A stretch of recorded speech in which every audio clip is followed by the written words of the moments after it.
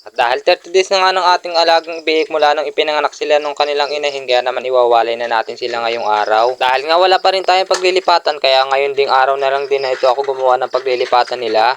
Kaya naman samahan nyo ako sa panibagong schedule na gagawin ko ngayong araw. Pagkarating ko nga dito sa aking babuyan ay agad ko naman kinulong itong ating mga alagang bulaw dahil aalisin nga itong inahin dito sa kanilang kulungan. Sabi ko nga sa intro ay magwawalay tayo ng bulaw, pero bakit yung inahin ng ating inaalis? Una ko nga inalis yung ating inahin dahil gigibayin ko nga yung kanilang sahig. Ito din kasi yung gagamitin ko at magsisilbing sahig sa ating iwawalay na biik. At dahil nga maliit pa sila at mahina pa ang resistensya, ka naman delikado pa sila sa sakit.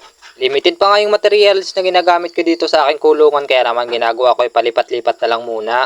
At tatapos ko nang alisin yung ating inahin, kaya naman ililipat ko muna pansamantala itong mga bulaw natin dito sa hiniram ko na kuna. Medyo nahirapan nga ako sa proseso na ginawa ko ngayong araw sa pagbiwalay ng ating mga biik dahil nga kulang pa nga tayo sa materials at kulang pa tayo sa pagkukulungan. Pagkatapos nga inalis ko na rin itong bartolina ng ating inahin para makagalaw tayo ng maayos at makuha natin yung ating kailangan. Guys, nailabas ko na yung kuna. Ito naman. Bale, ito naman, babaklasin ko. Guys, naalis ko na lahat yung sahig. Ayan. Bale, dito ko naman siya bubuuhin. Pinakamsahig dito sa semento. Kailangan kasi may sahig to. Pagkatapos nga, isa-isa ko naman binuo itong inalis nating sahig. Pinagdikit-dikit ko nga lang din ito at hindi naman ako nahirapan sa pagbubuo nito dahil meron nga itong lock. Guys, bale, didingdingan ko lang. Pansamantala. Puro pansamantala lang muna. At tapos pa sa budget. Pero poploringan ko naman yan lahat. Tapos ililipat ko dyan. Yung pinag-alisan na yun, tatanggalin ko lahat yun. Tapos poploringan ko ng panibago. Tapos doon ko sila ililipat.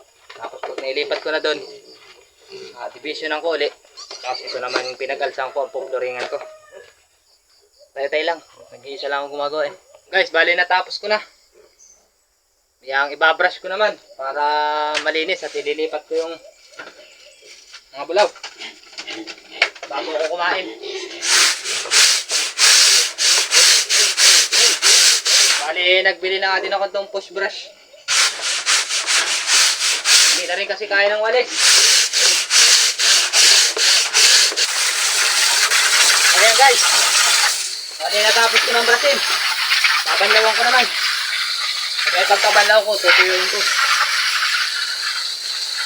So ayun na guys, tapos ko ng linisan, tsaka tinuyo ko na rin. Lilipat ko na yung mga bulaw. Ay,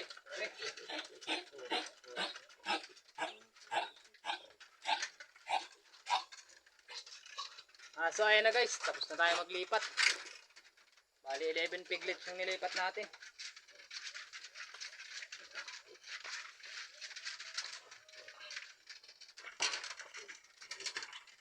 Lalagyan ko na rin sila ng bahog.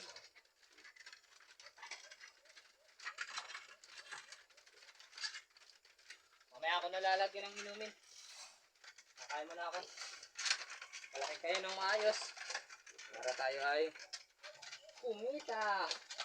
Pagkatapos ko nga alisin yung mga sahig at mailipat yung mga bulaw, ito naman ang aalisin ko. Kailangan ko kasi ito pong alisin para ma-disinfect naman natin itong pinag-alisan natin. Kulang pa nga tayo sa budget pambiling materials, kaya naman kung napapansin nyo, puro kahoy lang ginamit ko. Inabot na nga din ito ng 8 months, kaya naman nabulok na rin yung mga ilang kahoy nito. Tulad nga na sinabi ko sa inyo nung una, ang pag-aalaga ng baboy ay hindi biro. Kailangan kasi kapag papasok ka sa ganitong uri ng negosyo ay wala kang kartis sa katawan dahil nga mabaho ang mga amoy nito. Although hindi naman tayo pare-pareho ng sitwasyon. Dahil kung ikaw naman ay merong malaking kapital ay pwede mo namang i-araw ito sa ibang tao. Sa katulad ko kasi pinagkakasya lang yung budget, wala nang matitira kung sakaling i-araw ko pa sa iba para gawin yung kailangan gawin ko dito sa aking babuyan. Bali, diskarte sa kakunting tiyaga lang muna ang ginagawa ko sa ngayon. Balang araw, papabor din sa akin ng panahon. Ayun na guys, tapos na natin linisan.